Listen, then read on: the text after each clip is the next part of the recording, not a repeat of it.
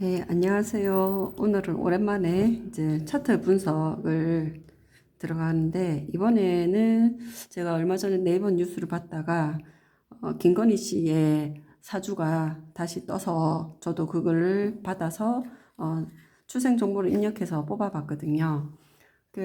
유명하신 유모모 씨가 이 김건희 씨의 사주를 본 적이 있다라고 해서 사주 명식을 공개를 했는데, 보통은 이제 출생 시간이 가장 문제가 되는데 그분이 자시로 알고 있다고 하시더라고요. 자시를 보면 23시에서 그 다음날 1시 이렇게 되거든요. 그래서 저도 자시를 기준으로 11시 40분 그러니까 PM이죠. 23시를 기준으로 해서 한번 넣어보고 그리고 자시가 새벽 1시가 넘어가기 때문에 그 넘어간 것까지 넣어봐서 그러니까 비교를 해봤죠. 차트를 비교를 해보니까 제가 이제 9월 2일 1972년이고 11시 40분 PM으로 그러니까 밤 11시 40분 정도로 해서 이제 예측을 그 정도로 하는 거죠. 그 정도 요거가 좀 더 맞겠다. 왜냐하면 7번째 방 배우자 방이 목성이 있어요. 사수자리 남편 윤모 씨의 그 사수자리에 윤모 씨의 그 사수자리 별자리와 주피터 그리고 7번째 하우스 여튼 뭐 배우자 복을 얘기하기 때문에 여기 좀 더 맞고 이게 이제 요 AM으로 새벽에 뭐 12시가 넘어간 AM으로 돼 있다. 그렇게 되면 이 배우자의 방이 좀 애매하게 되거든요.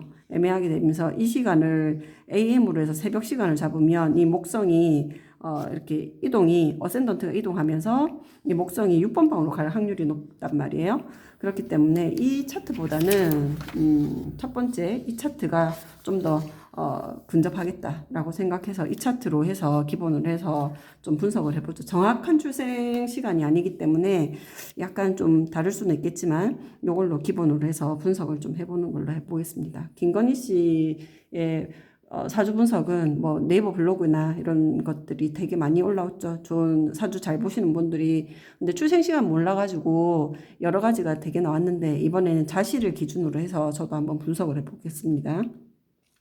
이렇게 보니까 선은 9월 2일생이기 때문에 선은 보고 처녀자리, 문은 캔서, 계자리, 어센던트 태어날 때 떠오르는 별자리가 쌍둥이 자리, 제머나이 이렇게 돼 있네요.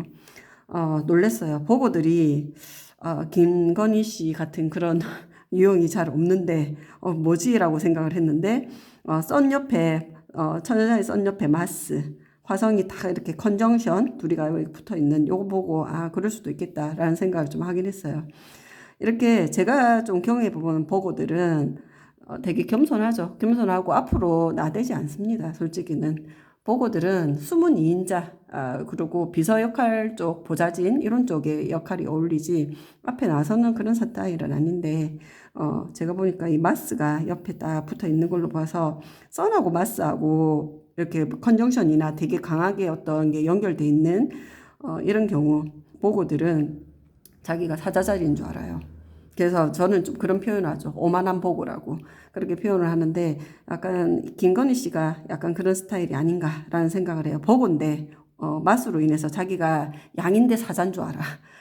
그렇게 해서 막 앞으로 전면적으로 나서는 그런 느낌을 얘기하죠. 근데 역시 천여자리답게 뒤에서 그러니까 막후에서 뭔가 힘을 조작하는 그런 느낌을 좀 가지고 있죠. 자, 문이 캔서입니다. 캔서들은 엄마와의 관계가 상당히 중요한 사람들이죠. 그래서 첫 번째 방에 캔서가 있기 때문에 기본적인 성향은 성향이라기보다는 성향은 이제 앞으로 적극적으로 나오는 스타일은 아닌데 무대에 스포트라이트가 비칠 때 이 캔서들은 뒤로 물러나지 않아요. 되게 수줍어하는 별자리인데도 불구하고 그 무대가 나오면 뒤로 움찔거리지 않죠. 그 기회를 잘 포착하는 타이밍 감각이 상당히 좋다라고 볼 수 있는 그런 부분을 가지고 있고 그런 게 이제 이 오만한 보고 선과 마스의 컨정션을 가지고 있는 보고가 뒤에서 배우에서 활약을 할 수 있게 그러니까 암중모색이라고 하죠. 개자리들이 옆으로 이렇게 움직이잖아요. 옆으로 움직이면서 타이밍을 잡아서 집게발로 잡습니다. 그런 느낌을 가지고 있고 그리고 되게 조심스럽게 접근을 한다라고 볼 수가 있죠. 자, 우선은 약간 그런 성향의 제모나이, 쌍둥이 자리 성향이 있기 때문에 약간 도덕성의 문제가 좀 있습니다. 이 머큐리라는 행성 자체가 중성적인 그런 뭐 특질을 가지고 있기 때문에 도덕성의 약간 중간 기질이에요. 그래서 옳고 그름이 애매한 중간 타입이어서 그럴 수도 있지라는 부분이 있어서 순결한 보고가 제모나이를 같이 가지고 있으면서 이 맛을까지 가지고 있다 보니 약간 그런 우리가 생각하는 우리가 그냥 겉으로 보는 김건희 씨를 그렇게 보는 게 아닌가라는 생각이 좀 하면서 도덕성의 문제가 이 보고와 제모나이가 같은 수성을 가지고 있음에도 불구하고 맛으로 인해서 그리고 제모나이의 애매한 도덕성으로 인해서 그런 부분들이 나오는 게 아닌가라는 생각을 조심스럽게 해봅니다.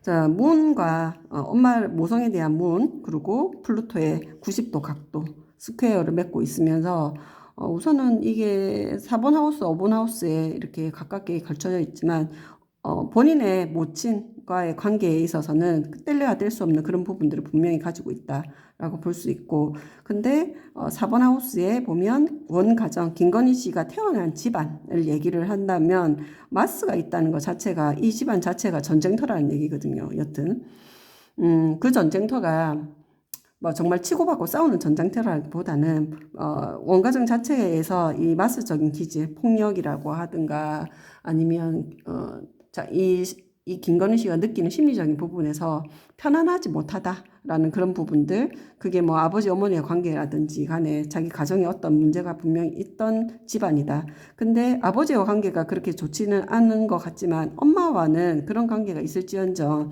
이 문과 플루토가 이렇게 90도 각도를 맺고 있다는 거는 미워하지만 미워할 수 없는 애증의 관계들의 그런 모친과의 관계가 분명히 있을 수 있다라는 그런 부분이 있고 캔서 자체가 어머니를 외면하지 못하는 그런 부분이 있죠. 그래서 아마 어머니와 유착관계, 유대관계 이런 것들이 상당히 깊다고 볼 수가 있습니다. 자, 여기 보니까 가장 중요하게 제가 보는 부분은 우리가 이제 제일 표면적으로 알고 있는 부분이 배우자분에 대해서 배우자가 또 사수자리 주피터가 이제 같이 있는 거죠. 윤모 씨가 이제 사수자리이기 때문에 참 이런 것들이 아이러니하게 사수자리에 남편을 얻었다고 볼 수가 있죠. 그래서 우선은 그 사수자리 그분을 만나지 않았어도 이 김건희 씨 같은 경우에는 배우자 복이 상당히 있다라고 볼 수 있어요. 목성 자체가 행운을 얘기를 하고 이 남편을 만남으로써 신분 상승 이런 것도 있을 수 있고 자기가 이제 이 내 능력이 어떻든 간에 7번째 하우스 주피터는 나를 확장을 시켜주는 그런 역할을 하기 때문에 배우자로 인해서 파트너로 인해서 그런 거는 이제 타고난 거죠. 이렇게 차트 상에서 타고났다라고 볼 수 있고 그럼에 비해서 어센던트의 1번 하우스의 어센던트의 토성이 이렇게 컨정션 이렇게 돼 있죠. 어센던트에 컨정션 돼 있는 거예요. 1번 하우스 시작하는 그 지점이 이렇게 되었을 때는 이 사람은 이제 태어났을 때 되게 어렵게 좀 몸약하게 태어났을 수도 있고 폐 쪽에 문제가 있었을 수도 있는 병약하게 태어났을 가능성이 상당히 높은 그런 사람이고 아마 인생 자체가 조금 시작은 별로 그렇게 좋지는 않았을 수도 있다. 왜냐하면 토성이라는 것 자체가 한계, 책임, 의무를 주기 때문에 그럴 수 있습니다. 그리고 그런 부분이 좀 도드라질 수도 있고 쌍둥이 자리 세턴 가진 사람들, 뭐 하우스나 이런 거 상관없이 있는 사람들은 제가 알기로는 공부에 대한 약간 열등감이 좀 있는 것 같다라는 생각이 들 정도로 막 마구잡이로 뭘 많이 배워요. 여튼 여러 가지 분야로. 그런 부분에서 지적인 욕구, 요 에어 5번이 그런 걸 얘기하지 않나라는 생각이 좀 듭니다. 그래서 이분도 이제 다양하게 뭘 많이 배웠죠. 그게 이제 좀 약간 이 제모나이 아까 비도덕성이라고 얘기하는 그 부분이 좀 발동이 될 수도 있지만 정말 여러 가지 많이 배웠을 가능성이 있다라고 좀 보여지는 부분이 있습니다. 그런 부분이 아까 법적인 어떤 부분과 연결될 수도 있겠다. 왜냐하면 토성과 유레너스의 만남이 그런 걸 좀 암시하는 부분도 있죠. 그리고 또 중요하게 생각하는 부분이 그리고 이 넵튠 부분, 넵튠이 부분인데 사수자리 넵튠 이렇게 가지고 있을 때 저는 약간 미신 예, 참 미신을 좀 많이 믿는 사주 자리가 종교긴 종교인데 종교 법 철학 이런 거하고 하는데 이 넵튠이 깔릴 때는 약간 이게 흐리멍텅해지면서 약간 미신, 무속신앙 이런 쪽으로 좀 맹신이 있을 수 있거든요. 그런 부분에 많이 좌우되죠. 문으로 인해서 그런 부분에 많이 어울리고 그걸로 플루토로 인해서 그걸 많이 조종당하거나 자기가 조종을 하거나 그런 것도 많이 있을 수 있다라는 부분을 좀 볼 수가 있습니다. 여튼 이 차트 상에서 제가 이제 여러 가지를 보다가 어떤 분석도 좀 필요 없이 저는 한 번씩 현대점성학에는 이제 전생 이번 생의 숙제라고 얘기하는 그런 부분이 있는데 여기가 사우스 노드 그리고 여기가 이게 이제 노스 노드, 사우스 노드. 여기를 노스 노드라고 해서 여기가 용두, 용의 머리라고 하죠. 용의 머리. 그리고 반대, 180도 반대에 여기가 사우스 노드라고 하는데, 용의 꼬리라고 합니다. 용의 꼬리. 그리고 요거는 그래서 이제 현대점성학에서 보는 부분에서 고전전성하고 같이 얘기를 한다면 나의 태양과 달이 만나는 교차 지점을 이렇게 얘기를 해요. 그래서 달은 전생의 태양이기 때문에 전생 부분을 건드리기 때문에 요거를 노스노드를 이번 생의 숙제 사우스 노드를 전생에 잘했던 것 전생에 내가 참 잘했던 거 이걸 얘기해서 현생과 전생을 어떻게 섞느냐 이런 부분을 얘기하는데 다른 분들이 이제 용의 머리냐 용의 꼬리냐 이렇게 얘기하거든요. 그러면 이번 생은 용의 머리로 살아야겠죠. 그래서 이거를 숙제를 잘해야 된다라는 그런 부분 이 영역을 잘해야 된다라고 얘기를 하는데 그래서 찾아보니까 이 김건희 씨는 캐프리컨의 23도 이런 거를 요 숙제가 뭐냐면 마스터리입니다. 마스터리는 통달 이런 부분이거든요. 8번에 마스터리는 전문가가 되는 거예요. 전문가. 어떤 부분 영역이든 간에. 근데 전생에는 뭘 잘했냐라고 보면 용의 꼬리 부분, 이 부분이 뭘 잘했냐라고 하면 여기가 시덕션이라고 해서 유혹이란 말이에요. 유혹이란 이런 말인데 이 유혹이란 말은 여튼 비유를 하면 그렇죠. 이제 천일야화에 보면 세라 자데드가 왕을 유혹하는 계속 말로서 유혹하는 그런 부분을 얘기를 합니다. 그래서 이거를 가지고 있는 이 숙제를 가지고 있는 사람들은 말의 설득력이 상당히 좋아요. 말의 설득력이 상당히 좋고 요거를 가지고 현생의 숙제를 이 마스터리 통달 어떤 분야에서 자기가 최고의 마스터가 돼야 되는 그런 숙제를 가지고 있는데 숙제라는 건 어렵죠. 그리고 전생의 것이 가장 쉽습니다. 그래서 우리가 이게 극단적으로 요걸 해야 돼라기보다는 이 전생에 내가 가지고 자란 것과 지금의 숙제를 잘 섞어야 된다. 그래서 저는 이렇게 가는 길이라고 생각하거든요. 전생의 숙제가 현생의 숙제로 가는 길이 이게 완전히 될 때 이게 해탈이라는 경지에 이르겠다라고 생각하는 사람 중에 한 명인데 제가 보면 우리가 보면 이제 제가 앞에 얘기한 것처럼 유혹이란 말 그 자체로 보면 아직 우리 김건희 여사님께서는 요 전생의 숙제, 그러니까 치덕션이라는 요거를 여전히 발휘하고 계신 게 아닌가. 그러면 의식의 성장인 부분에서 아주 요렇게 반대편으로 가는 입장에서는 조금밖에 안 됐다라고 볼 수가 있겠죠.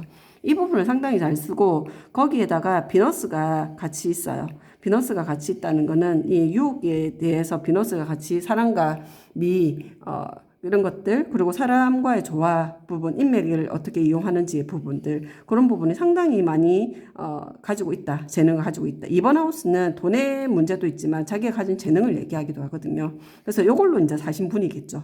이걸로 사신분이 되고 요 비너스가 또 5번 하우스의 플루토하고 같이 60도 각도로 연결되면서 상당히 강화됐다라고 볼 수가 있습니다.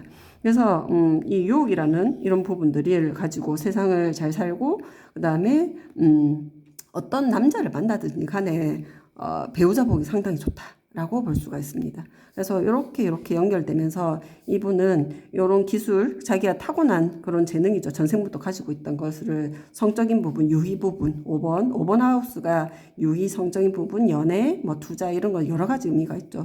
그런 걸로 좋은 남자를 만나는 거죠. 그런 부분이 이렇게 잘 섞여 있고 이런 거를 잘 사용했다. 그 전생에 내가 가지고 있었던 부분들로. 근데 차트가 이 차트로 태어난 사람이 수백 명 있겠죠. 어떤 사람은 요거를 위해서 마스터를 하기 위해서 되게 노력하는 사람이 있는가 반면 편하게 사는 사람들은 요거를 많이 쓸 수도 있겠다라는 생각을 해요. 그래서 이제 요런 시덕션과 마스터리의 숙제를 가지고 있는 사람들을 제가 이렇게 몇 명을 알고 있는데 아무리 마스터리의 숙제를 가지고 있는 사람들은 요 설득력이라는 부분, 사람을 어떻게 말로 잘 설득하고 어째 보면 심리적 조종과 유혹, 꼬신다는 그런 개념 되게 많이 잘 발달된 그런 분들을 많이 본 것 같고 이분도 김건희 씨도 그게 많이 자연스럽게 발달된 부분이야. 타고난 부분을 가지고 그렇게 5번 유희라는 부분에서 잘 소양하지 않았나라는 생각을 좀 해봅니다. 자, 그리고 뭐 모든 분석에서 가장 중요한 부분, 이분한테 궁금한 거는 그런 거였던 것 같고, 그리고 요즘의 흐름으로 해서 가장 중요한 부분이 그 이분이 뭐 이렇게 감옥에 가니 안 가니 그런 걸 물었다고 하더라고요. 그런 걸 얘기를 할 때는 또 세턴이 등장을 하는 거죠. 우선은 임기 동안에는 별일 없을 겁니다.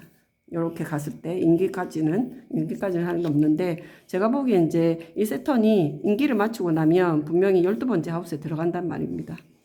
12번째 하우스에 들어가기 때문에 은둔, 희생, 감금 이런 거하고 같이 12번째 하우스가 같은 의미를 가지고 있죠. 그래서 임기가 끝나고 난 다음에 이제 세턴이 12번째 하우스에 들어가는 시점.